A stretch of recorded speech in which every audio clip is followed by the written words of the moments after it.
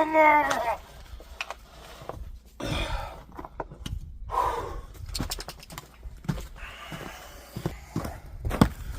folks. Farmer Joel here. I thought I'd take a few minutes and give you a little advice. If you're part of the homestead tsunami, to borrow a term from my favorite author, or you're new to off-grid living, it's most likely you're burning wood. And if you've never split a piece of wood before, I mean, your resume includes WASD and like ABC on a controller or whatever, you might run into a little trouble. It's not quite the same as it looks on TV. There's a couple factors involved in this. Number one is your tool. Well, this is a pretty cool tool. It's an Appleseed axe. You see the shape of the head right here, nice and sharp. This was a cheap axe that was purchased by my father when I was probably 14 years of age, and I'm still using it today. Good axe. If you have a nice light skinny axe, that's like a chopping axe. That's for cutting a tree down. You need something with a wedge shape. In my country, we're cutting a lot of fir and tamarack, or western larch is what it's actually called. Splitting isn't always that difficult if you find a well-seasoned tree. And maybe sometime I'll do a little video on how to find a well-seasoned tree. But say you got your wood, you either went out and got it yourself, or you bought it from the firewood factory, the sawmill, like lots of people think. This is the firewood factory right here, folks. This is where your firewood comes from. Anyhow, you're probably going to get yourself an axe or a splitting maul with a nice wide head, and you're going to come up to your piece of wood, and just like we just saw, you're going to sink that sucker right into the middle of her, and you're going to split that wood. Now, we have a little hand up this morning because of the temperature. It's pretty cold. This wood is frozen. And a little side tip, pro tip, if you do have a real gnarly piece of wood that is really hard to split, leave it standing up with its grain exposed to the weather. Let it get a little wet in the fall, and wait till you got good sub-zero temperatures and that log freezes, and it'll split much easier. However, splitting a piece of wood is like eating apple pie. Whenever you don't take the knife and slap her down in the middle of the pie, right? Maybe you do, but some of us aren't, you know, pigs. Anyhow, so slicing that pie. So when it comes to a piece of firewood, it's the same thing. Your axe should not be smacking down right here in the middle of this log. In very rare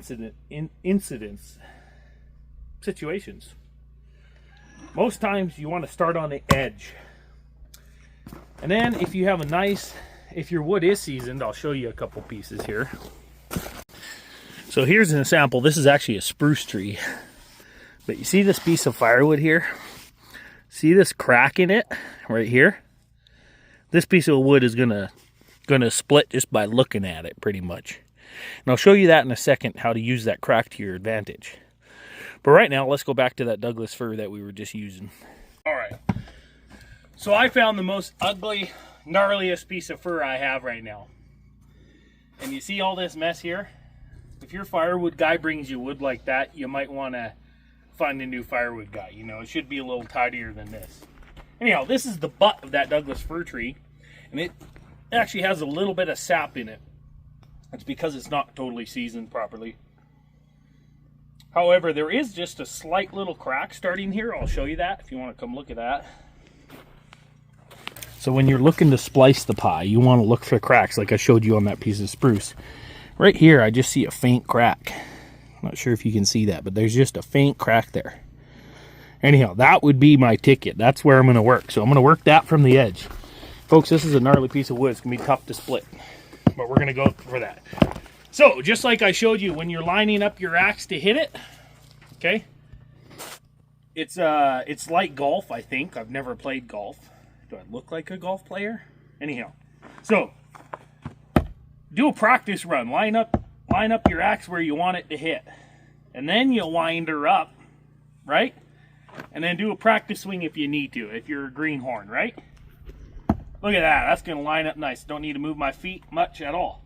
So now I'm gonna wind up and hit this. It's gonna take a little bit to split this piece of wood. So give it some force, folks. Bend your knees a little bit and launch up. When you go to pull your axe out, if you've got a decent split in it, don't just pull your axe out. Use the handle as leverage and twist her sideways. However, in this case, it stuck pretty good, but I did get a good start. So, you know I'm gonna hit the same spot again, and it's gonna open up this time, okay? Bring around, spring a little with the knees, like that, okay? Now, this is a good piece of wood. I got a pretty good split on this side. Now I need to work it from the other side, right? Look at that split I got in there, right? So I can tell this, this check in it kind of wants to come this way, so I'm gonna come work it from this side. So I'll spin my piece around, or if you have a tidy work area, you can just move yourself around. It'd be more efficient. Practice run, lining up, wind and hit, all the way through. Now come look at this. I have two options here. I got this nice split through here. I can start working it with my hands to finish splitting it apart, and I can just pull my axe out. But we got leverage of this handle. Twist your axe sideways. See how that split that piece of wood out? Remove your axe. Now at this point, you might be thinking, nice, I split that. Now I need to split it smaller. Don't go pulling a bunch of wood off your splitting base, right? It's there, leave it there. Start working the pie around like cutting slices of a pie. So I'm gonna come here, twist sideways. Come here, boom, there she went. Got a piece there ready to go. Come here, work sideways. Come here. Now that one didn't go all the way through, but we got two good pieces right here. Axe fell out, we're just gonna hit it again. Come here, right in the old crack. There she blew. I could use a smaller one. Now I did that to show you. When you turn your wood sideways like this, it doesn't split the same as if you're working it from the bark in towards the heart. The heart is the center of the wood. So if you're trying to split sideways, it ain't gonna split. You saw how I hit that and it didn't really split? And if I turn that piece like that and hit it, there she goes. Always split from the bark towards the heart. And then you can go put this back in your toolbox. You don't need it anymore. All right. Thanks for watching, folks. If this video was helpful, subscribe, share it, or make fun of me. That's always good. I'm gonna go at it again. Got a nice piece of spruce with a nice big crack. We're gonna work it from the edge again. Line up my axe with the split. Wham! Wham! Wham! And that's how you split wood.